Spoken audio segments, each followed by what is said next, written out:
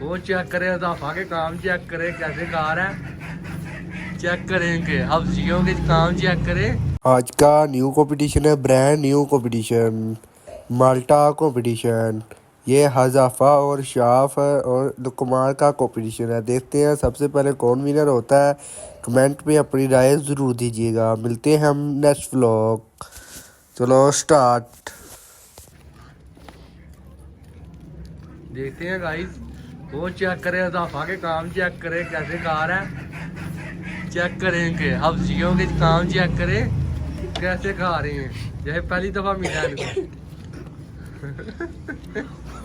देखे इनको काम का जल्दी करो। देखते हैं सबसे पहले कौन विनर होता है। देखें गाइस मुझे तो लग रहा है लुकमान विनर हो जाएगा। अभी नहीं मुंह फिनिश करना पड़ेगा। जिसका मुंह फिनिश होगा वो विनर होगा। मैंने खत्म कर दिए हैं। पहली पोजीशन शॉप की आई, अब दूसरी देखते हैं किसकी आती है। दूसरे नंबर पे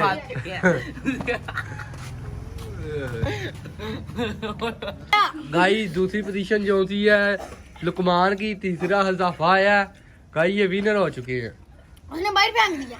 किधर बाहर फेंका है? वो पे हाँ। अच्छा तुम ही विनर दूसरी पोजीशन इसकी है।